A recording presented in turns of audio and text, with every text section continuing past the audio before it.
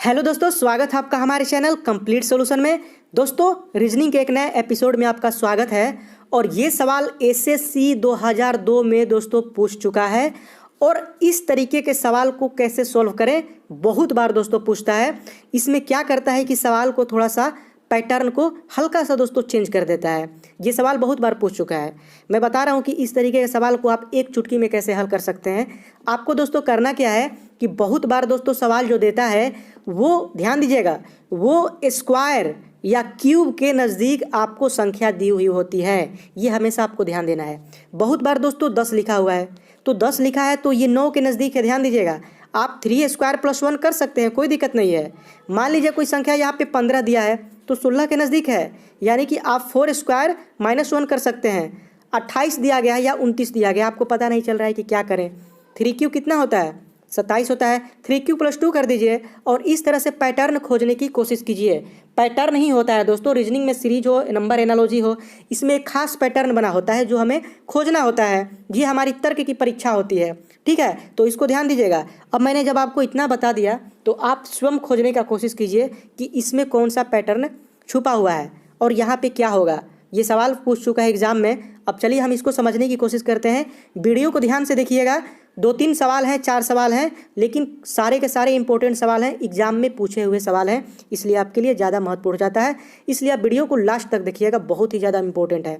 अब ये सवाल है दोस्तों, इसमें आपको क्या करना है, कुछ नहीं करना है, मैं आपको बता रहा हूँ। एक पैटर्न दोस्तों इसमें बना हुआ है।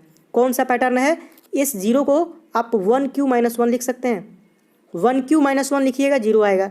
अब देखिए 7 है ना, ये 8 के नज़दीक है, यानी कि 2Q के नज़दीक है। तो ये तो पता चल गया कि 2Q के नज़दीक है। अब 2Q में से 1 घटा दीजिए, कितना आ गया? 7 आ गया। यहाँ पे देखिए 26 को 27 के नज़दीक है। 27 मतलब 3Q, तो 3Q नज़दीक है, तो 3Q-1 कर देंगे तो ये 26 हो जाएगा ना। 63 दोस्तों 64 के नज़दीक है, यानी कि आप 4Q लिखिएगा तो ये 64 होगा। 1 घटा दीजिए, 63 आ जाएगा। ये 5Q-1। तो कौन सा पैटर्न बना, आप ध्यान से देखिएगा इसमें कैसा पैटर्न बन रहा है। 1Q-1, 2Q-1, 3Q-1, 4Q-1, 5Q-1। तो अगला क्या होगा भाई? अगला हो जाएगा 6Q-1। पैटर्न दोस्तों हमेशा ध्यान देना चाहिए।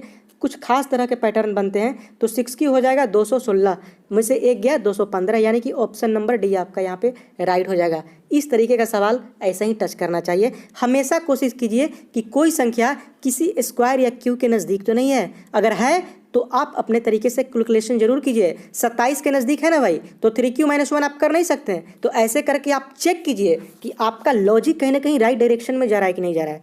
तो यहाँ पे आपका 6Q-1 215 हो जाएगा, ऑप्शन नंबर डी। अब अगला सवाल चलिए देख लेते हैं। काफ़ी महत्वपूर्ण सवाल है दोस्तों। ये भी सवाल दोस्तों 2002 में पूछ चुका है एसएससी में।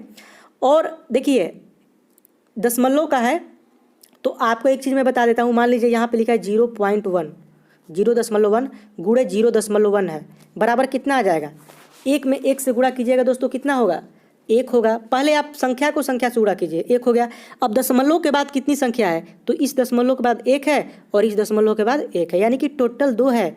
तो हमें दशमलव के बाद 2 रखना है, तो हमने यहाँ पे दशमलव बिठा दिया। तो 1 है, 2 करने के लिए एक 0 बिठा देंगे, तो दशमलव के बाद 2 संख्या हो गया ना इसमें। यहाँ पे भी 1 और 1 2 हो गया। तो ऐसे दोस्तों दशमलव का चीज़ आपको करना चाहिए। मान लीजिए आपको थोड़ा सा अलग दे दे, यहाँ पे दे दे 0.1, ठीक है, गुणे 0.10 कर दिया। अब क्या कीजिएगा? तो यहाँ पे भी दोस्तों क्या होगा कि 0.1 या 0.10 जो देख रहे हैं 10, इसको आप अगर कैलकुलेट कीजिएगा 0.10 को, तो ये कट के 100 हो जाएगा। 10 धामे 100, 1/10 आएगा। ये 1/10 का वैल्यू कितना होता है? 10 को 1 से भागा कर दीजिए। अब यहाँ पे दशमलव बिठा के यहाँ पे 0 बिठा दीजिए और 10 एक बार में 10, यानी कि 0.1 इसका भी वैल्यू आ रहा है। अगर मान लीजिए 0.1 लिखा है तो इसके पहले आप 0 बिठा दीजिए, कोई दिक्कत नहीं है, ठीक है। यहाँ पे कहने का मतलब ये है कि मान लीजिए दशमलव के बाद 1 है, तो यहाँ पे 0 बिठाइएगा तो कोई दिक्कत नहीं है, इसके बाद भी बिठाइए कोई दिक्कत नहीं है, दूसरी संख्या रहेगी तो कोई दिक्कत है। यानी कहने का मतलब ये है कि इसका भी वैल्यू उतना ही आएगा जितना 0.1 का आएगा। इसको थोड़ा सा गौर से समझिएगा दोस्तों। 0.1 गुणे 0.1 कितना आएगा?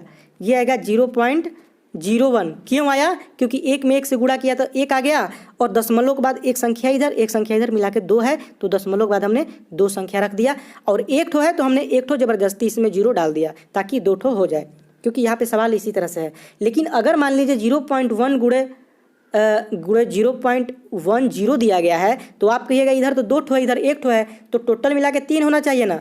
लेकिन यहाँ पे दोस्तों इसका भी वैल्यू उतना ही आया जितना इसका आया, क्योंकि इसको आप अगर भाग दीजिएगा 0.10 को 0.10 को भाग दीजिएगा, कटाइएगा, तो ये इसका वैल्यू 1/10 आ जाएगा, जो कि 0.1 के बराबर है, तो इसका भी उतना ही आएगा।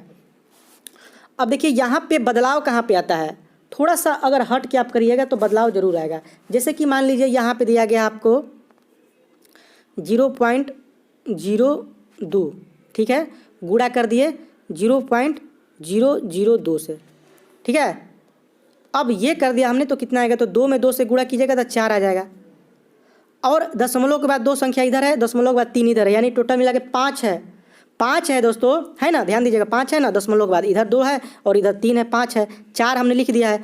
अब हमको 5 ठो बनाना है किसी तरह से, तो 1 ठो तो है, ये है, 4 ठो इसमें और जोड़ देंगे, 1 2 3 4, और यहाँ पे दशमलव दे देंगे, तो दशमलव के बाद 3 शून्य हो गया, 4 शून्य और 4 हो गया, ये जा करके आपका हो जाएगा। लेकिन एक चीज़ आप ध्यान दीजिएगा दोस्तों, इस 2 के बाद आप 0 कितना बिठाएगा कोई फ़र्क नहीं पड़ता है। जैसे कि ये है 0.1 है गुणे 0.1 है, अब इस 1 के बाद अगर आप 0 बिठाते हैं कितना भी, इसका वैल्यू आपका इतना ही आएगा।